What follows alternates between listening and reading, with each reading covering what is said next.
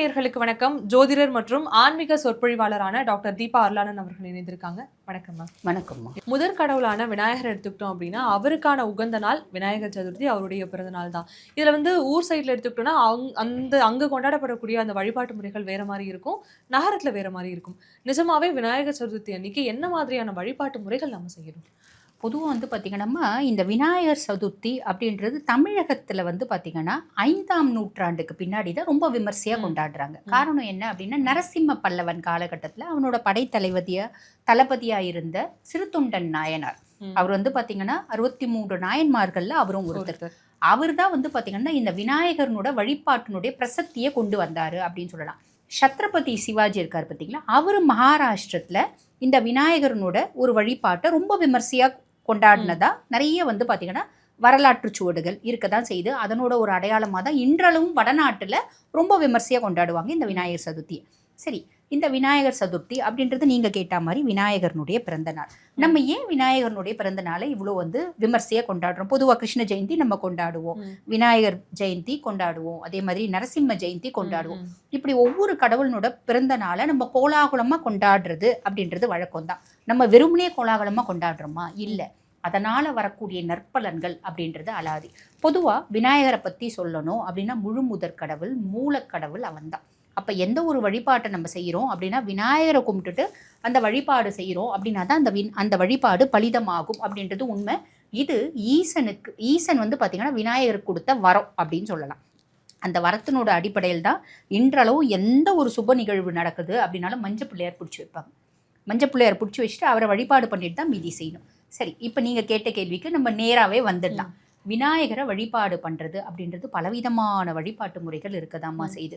பொதுவாக கிராமங்களில் செய்யறது ரொம்ப விமர்சையாக செய்வாங்க. முன்னாலே களிமண் எடுத்து விநாயகர் அவங்களே செய்வாங்க. இப்போ நாங்கள்லாம் எங்கள் பாட்டி வீட்டிலலாம் இருக்கும்போது எங்கள் பாட்டியே விநாயகர் சிலையை செய்வாங்க. அது இங்கே நம்ம ரொம்ப நேர்த்தியாக இருக்காது, பட் இருந்தாலும் பார்த்தா விநாயகர்னு தெரியும். அவங்களே களிமண்ணை எடுத்துகிட்டு அந்த களிமண்ணுக்கு பூஜை போட்டு அந்த களிமண்ணை நல்ல நேரம் பார்த்து விநாயகர் சிலை செஞ்சு அந்த முன்னாலே அந்த சிலையை பிரதிஷ்டை பண்ணி, இப்போ நம்மலாம் மனை வைக்கிறோம் பார்த்தீங்களாம்மா, அவங்க அந்த களிமண்லேயே மனை மாதிரி செஞ்சு 2 நாளுக்கு முன்னாடியே காய வச்சுடுவாங்க. அதுக்கப்புறம் அந்த விநாயகர் அங்கே நிறுத்தி அவருக்கு பார்த்தீங்கன்னா பந்தல் போட்டு கோலாகலமாக செய்வாங்க.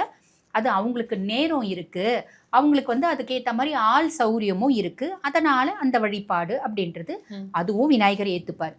இப்போ நகர்ப்புறங்களில் நம்ம என்ன பண்ணுறோம், விநாயகர் சதுர்த்தி அன்னைக்கு காலையில் குளிச்சுட்டு போகிறோம், ஒரு மனையை எடுத்துகிட்டு போகிறோம், நேராக போயிட்டு விற்கிற களிமண் சிலையை வாங்கி வச்சுக்கிறோம். அங்கேயே ஒரு எருக்கம்பூ மாலை, அதுக்கப்புறம் அந்த நிறைய விஷயங்கள் கொடுக்குறாங்க பார்த்தீங்களா, அருகம்புல் எல்லாம் கொண்டு வாங்கிட்டு வந்துடுறோம். விநாயகருக்கு ஒரு கொடை வாங்கிட்டு வீட்டில் பிரதிஷ்டை பண்ணி அதுக்குள்ளே அம்மா என்ன பண்ணுவாங்க, அழகாக கொழுக்கட்டை சுடுவாங்க, ஒரு சுண்டல் செய்வாங்க. 2 தான் செய்வாங்க பெரும்பாலும் எல்லா வீட்லேயும்.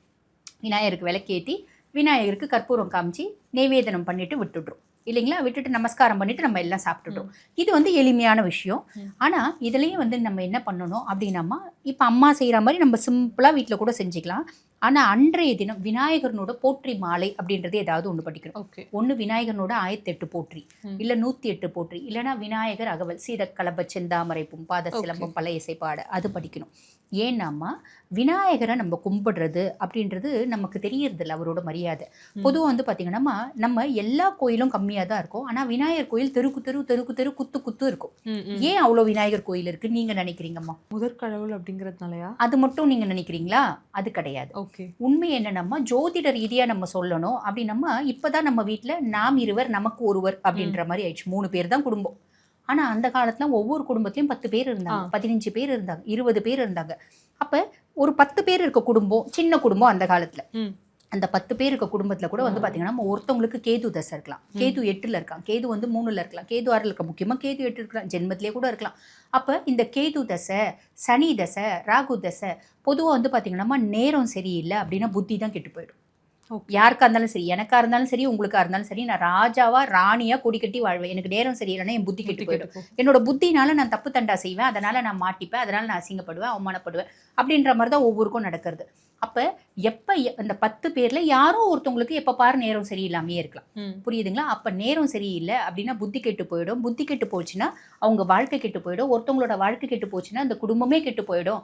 அதனால தான் ஒவ்வொரு தெரு விநாயகர் அப்படின்றது வச்சாங்க. யார் ஒருத்தர் விநாயகரை டெய்லி வழிபாடு பண்ணுறாங்களோ இல்லை ஆத்மார்த்தமாக வழிபாடு பண்ணுறாங்களோ அவங்களுக்கு புத்தி எப்பயுமே கெட்டு போகாது.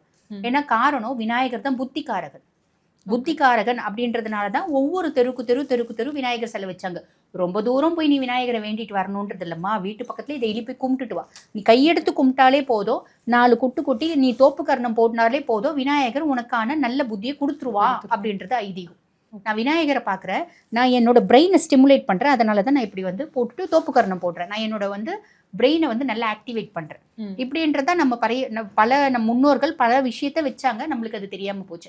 இப்போ நம்ம என்ன நினைக்கிறோம், தெரு விநாயகர் கோயில் இருக்கிறதுனால விநாயகர் கும்பிட்டா என்ன தெரு இருக்காரு, அவர் ரொம்ப சீப்பாக போயிட்டார் இல்லைங்களா? ஆனால் உண்மை என்னென்னமா இதுதான். அப்போ அந்த விநாயகர் சதுர்த்தி அப்படின்றது விநாயகனோட பரிபூர்ண கடாட்சம் நம்ம வந்து பெறறதுக்கான அதி அற்புதமான நாள் அப்படின்னு அர்த்தம். ஒவ்வொரு முறையும் நம்ம சதுர்த்தி அப்படின்றது விநாயகர் கும்பிட்றதுக்கு ஒரு ஏற்ற நாளாக கருதப்படுறோம். அப்போ முக்கியமாக ஒவ்வொரு சதுர்த்தி அப்பவும் விரதம் இருந்து என்னால் வழிபாடு பண்ண முடியல அப்படின்னா, நான் ஆண்டுதோறும் வரும் விநாயகர் சதுர்த்தி அன்னைக்கு வழிபாடு பண்ணுறேன் அப்படின்னா, நான் வருஷம் ஃபுல்லும் சதுர்த்தி விரதம் இருந்து வழிபாடு பண்ண பலன் கிடைச்சிடும்.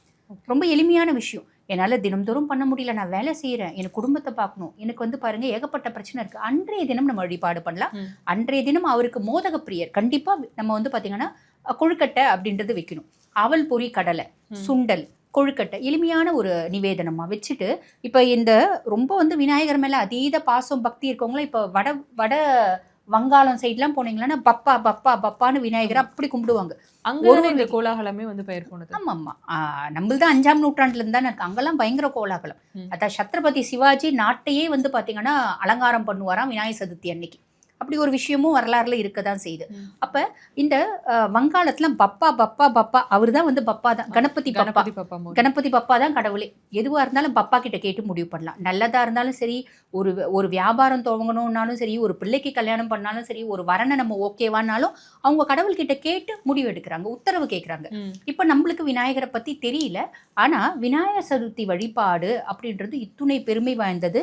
தினம்தோறும் என்ன கேட்டால் விநாயகரை வழிபாடு பண்ணணும். பக்கத்தில் விநாயகர் கோயில் இருக்கா, போங்க, ஒரு இவ்வளோண்ட அருகம்புல் கொண்டு போய் கொடுங்க, நான் கொண்டு போய் கொடுத்து அவர் வழிபாடு பண்ணிட்டு வரலாம். மாதத்தில் ஒரு நாளாவது 2 கொழுக்கட்டை வச்சு நம்ம வழிபாடு பண்ணணும். விநாயகருக்கு எவ்வளோ கொழுக்கட்டை கொடுத்தாலும் பத்தாது, அந்த கொழுக்கட்டை மேலே 2 அருகம்புல்ல வைக்கணும், அப்போதான் அவர் வயிறு அடங்கும். ஓகே, புரியுதுங்களா? இந்த விநாயகர் சதுர்த்தி அன்னைக்கு நம்ம வாங்கிட்டு வரக்கூடிய அல்லது செய்யக்கூடிய அந்த களிமண் உருவச்சிலை இருக்கு இல்லையா, அதை கண்டிப்பா ஒரு 2 நாள் இல்லை 3 நாளுக்கு அப்புறம் கரைச்சே ஆகணுமா?